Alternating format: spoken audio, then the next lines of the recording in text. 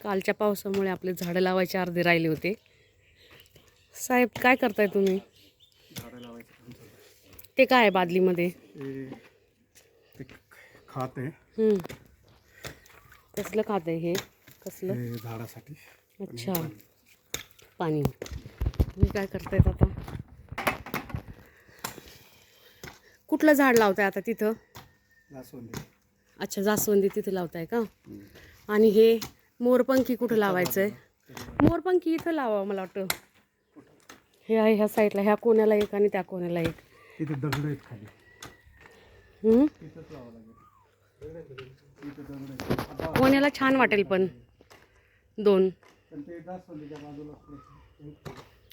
जास्वंदीच्या बाजूला चांगलं वाटेल का? नाही, पण जास्वंदी खूप मोठी होते ना.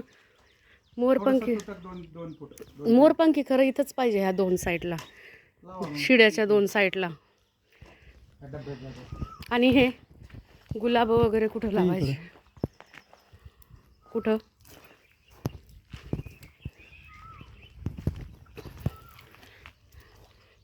हे गुलाबाचे झाडं पण लावायचे राहिलेत अजून. काल खूप सोसाट्याचा वारा आणि पाऊस आल्यामुळं काम अर्ध्यातच ठेवावं लागलं आपल्याला. आता इथे हे चिकूचं झाड लावलं आहे आणि हे फणसाचं झाड लावलं आहे.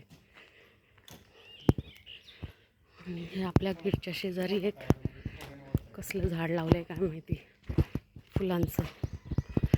आणि हे अशा पद्धतीने आपलं गार्डनिंगचं काम आता पूर्ण होत आलं आहे.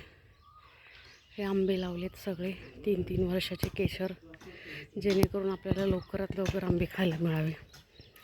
आणि ते नळ काढलेत पाणी द्यायला, अशा जागेवरती नळ काढलेत, पाणी देता येईल आपल्याला.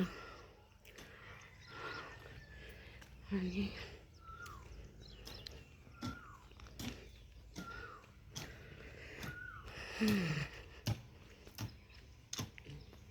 हे जास्वंदी हे होतं. चला, मागे कुठले झाडं लावलेत बघूया आपण. मागे पण खूप छान छान झाडं लावलेत घराच्या. आणि आपोआपच ही एक सीताफळाचं झाड आलं आहे, ते आम्ही असंच ठेवलं आहे. इथे पण एक नळ काढला आहे, जेणेकरून झाडांना आपल्याला पाणी देता येईल.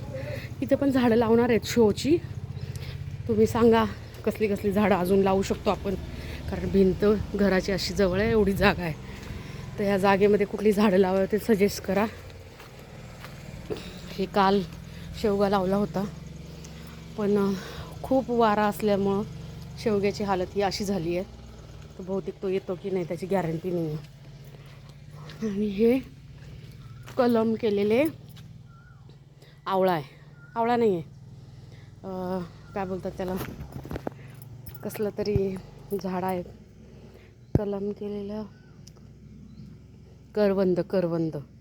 खूप मोठे मोठे करवंद येतात ह्याला. हा पेरू लावला एक, पेरू. तर टॅमॅटो टाकले, आलं तर आलं झाड. आणि ह्या साईडला हे सफरचंद. बघूया आपल्या मराठवाड्यातल्या वातावरणामध्ये सफरचंद येते का कसं. याला सफरचंद आल्यावर नक्की तुम्हाला दाखवेल मी. आणि हे आमच्या जाऊबाईने छोटंसं कढीपत्त्याचं झाड लावलं आहे. हा एक आंबा लावला आहे.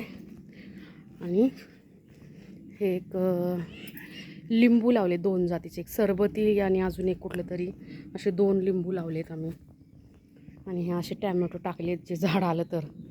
हे पण एक मोसंबीचं झाड आहे. आणि काल आपण लावलेले आळू एक पानं आलेत त्याला. आणि हा पुदिना, त्याने पण दम धरला आहे आता. पुदिन्याने सुद्धा पानं अजून जिवंत आहेत, म्हणजे याचा अर्थ आपला पुदिना पण लागला आहे, आळू पण लागला आहे. आता पाणी सोडावं लागेल, काल खूप पाऊस झाला. आणि हे पाण्याच्या टाकीजवळ अचानक आलेले टॅमॅटो आहे. आणि त्याला बघा कसे छान छान छान छान असे टॅमॅटो पण आलेत. हे टॅमॅटोसुद्धा आलेत हे. आणि आता हे मोठे झाले ना, मी तुम्हाला दाखवेल ह्याची भाजी करतानाची रेसिपी. तर अशा प्रकारे आपल्या गार्डनिंगचं काम जवळपास होत आलेलं आहे सगळं.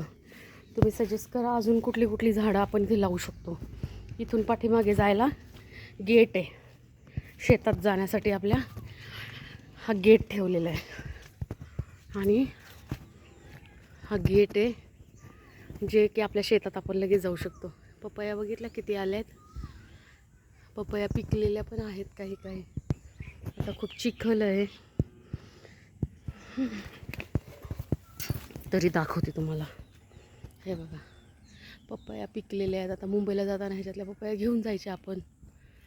तर मला नक्की सांगा अजून कुठल्या झाडांची आपण हे करू शकतो का, तर कमेंटमध्ये मला सांगा.